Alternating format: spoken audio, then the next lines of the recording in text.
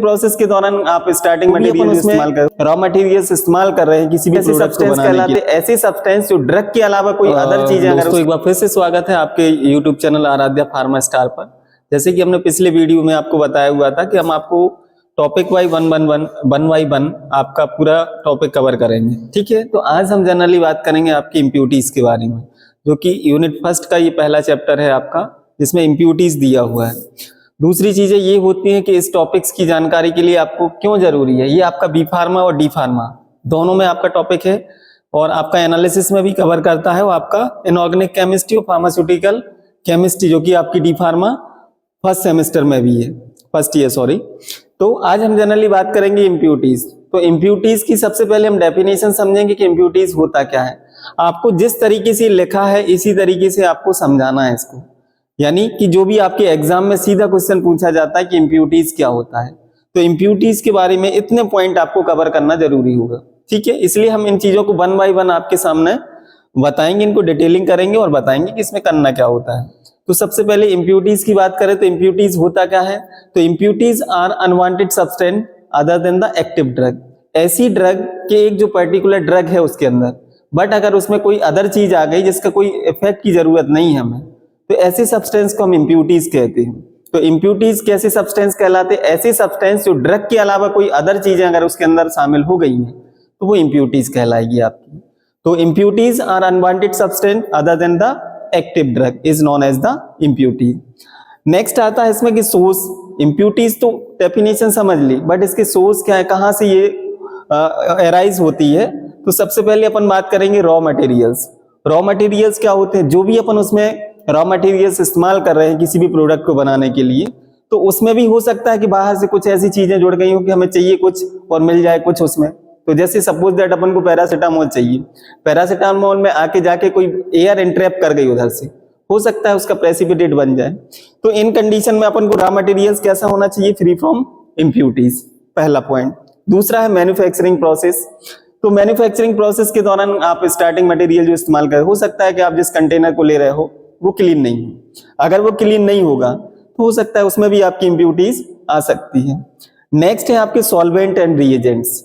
किसी भी रिएक्शन को कंप्लीट कराने के लिए आपके लिए रिएजेंट होना जरूरी है, कैटालिस्ट जो आपकी रिएक्शन को बढ़ाने का काम करते हैं। तो उसके दौरान उसमें भी हो सकता है कि आपकी कुछ ना कुछ फॉरेन पार्टिकल्स उसके अंदर आ गए, तो उसको अपन बोलते हैं सॉल्वेंट टाइप और रिएजेंट टाइप इम्प्यूरिटीज बोलेंगे। नेक्स्ट है आपका साइड रिएक्शन। आपने किसी रिएक्शन को कराया, रिएक्शन कराने के बाद हमें जिस प्रोडक्ट को चाहिए वो नहीं मिलता है, उसके साथ कुछ और चीजें अगर शामिल हो गई हैं तो वो भी इम्प्यूरिटीज के दायरे में आता है।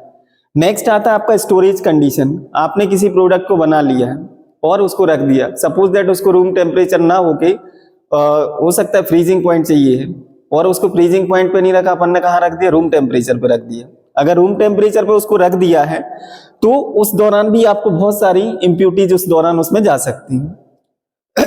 नेक्स्ट आता है, ये तो हो गए आपके जनरल सोर्स ऑफ इम्प्यूरिटीज। अब अपन बात करने वाले हैं इनके टाइप्स, कि how many types of impurities. तो generally impurities consisting of 3 types, organic impurities, inorganic and residual.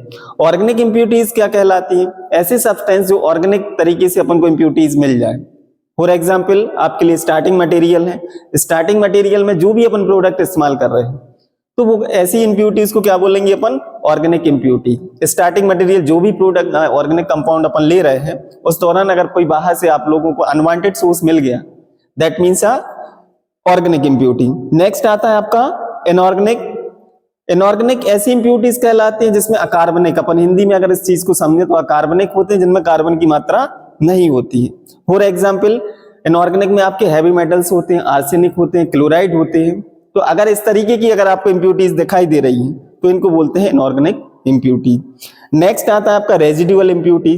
For example आप एथेनॉल लेते हो तो उसमें भी अगर कोई इम्प्यूरिटीज आ जाए, एथेनॉल हुआ आपका और उसके साथ मेंथॉल हुआ, तो अगर इस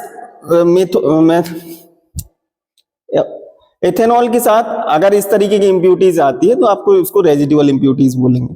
नेक्स्ट एक और टाइप आता है, बहुत इंपॉर्टेंट टाइप होता है स्टोरेज रिलेटेड। स्टोरेज रिलेटेड से मतलब होता है, हो सकता है उसमें ऑक्सीडेशन हो जाए। ऑक्सीडेशन क्या होता है, ऑक्सीडेशन में क्या होता है कि जब कोई बाहर से कोई एयर एंट्रैप कर जाए तो उसमें ऑक्सीडेशन की कहानी हो सकती है। That means storage related oxidation.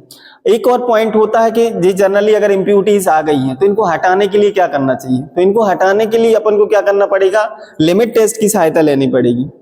अगर आपको ये वीडियो पसंद आए, इम्प्यूरिटीज का जो हमारा टॉपिक था, तो हमें लाइक और सब्सक्राइब कीजिएगा। तो हमें और भी इन चीज़ों के लिए वो मिलता है कि हम आगे भी आप लोगों को इसी तरीके की वीडियो देते रहें। हम कोशिश करेंगे कि आपको बहुत ही सिंपल वे में समझाने की कोशिश करेंगे, और हमारा एक ही रीजन है कि जो लोवेस्ट लड़का है उसको अपर लेवल तक ले जाना।